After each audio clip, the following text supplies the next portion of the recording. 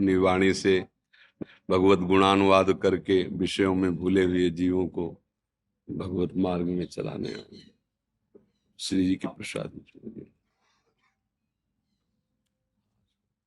महारानी जी के श्रीअंग वस्त्र है।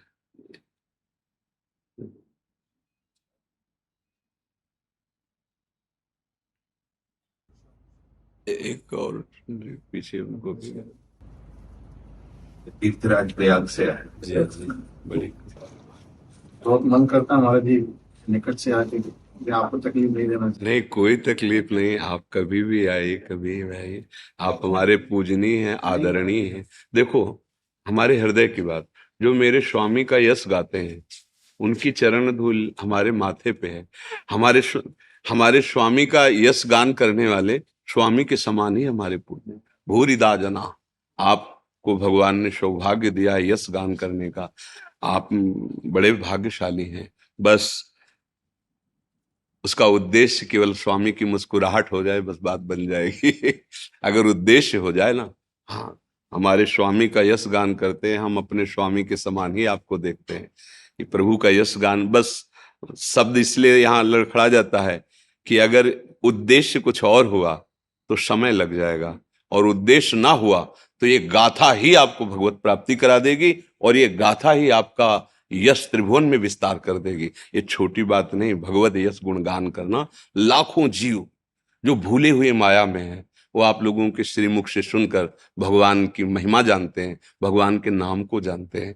और आप लोगों से प्रार्थना भी यही है कि अधिक से अधिक नाम में लगाने की चेष्टा कीजिए, क्योंकि अन्य साधन कलयुग के द्वारा ग्रसित हो चुके हैं, जिनको संपूर्णतया करके भगवत आराधना में सफलता प्राप्त करना बड़ा कठिन है। सहज सरल बात है, राम कृष्ण हरि, बस नाम। सब सत्संग, सब कथा, सबका सार नाम। जहां तक हो सके तो नाम में प्रीति हो, ऐसे वचनों का प्रयोग करें, और भगवान की लीलाओं में सावधानी रखें। जैसे भगवान की कुछ ऐसी प्रेम प्रसंग की लीलाएं जो उच्च कोटि की भाव नाम से युक्त महापुरुष ही हजम कर सकते हैं, अन्यथा दोष दृष्टि कर लेंगे।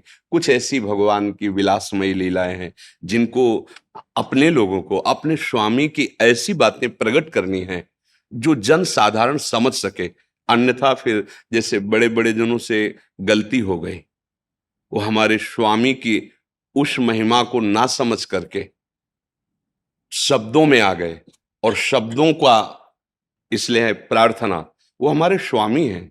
उनकी पर्सनल जो एकांतिक प्रेम विलास लीला, उनका एकांतिक प्रेम विलसन है, वो एकांतिक महाभागवत जन ही जानते, जन साधारण नहीं।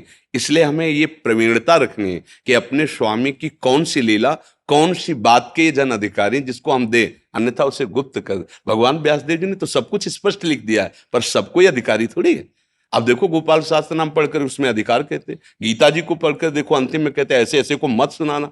तो भगवान के उन रहस्यों के आप ज्ञाता है, भगवान की विलासता वर्णन है, बलराम जी की, श्री द्वारिकाधीश जी की, भगवान की विविध एकांतिक लीलाएं, वो सब अधिकारी थोड़ी है।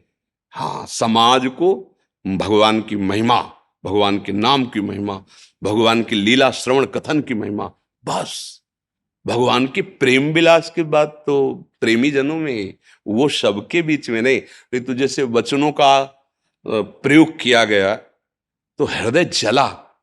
आपकी वाणी से एक नास्तिक के हृदय में आस्तिकता आनी चाहिए हमारे प्रभु की। एक जो भूला हुआ जीव उसको लगे भगवान, और आप जब ऐसे बोलेंगे भगवान के विषय में, तब तो फिर उद्देश्य कैसे बन पाएगा आपका। आपका उद्देश्य जगत मंगल में भगवत चरित्रों का कथन श्रवण, यद्यपि उनमें न्यूनता की कहीं संभावना ही नहीं है। उनका जितना विलास है वो अपने आप से अपने आप में है। वो जो पा रहे हैं ना, सच्चिदानंद श्री कृष्ण सच्चिदानंद ही पा रहे हैं, सच्चिदानंद ही देख रहे हैं, सच्चिदानंद ही सुन रहे हैं, पर आप थोड़ी देख पाएंगे।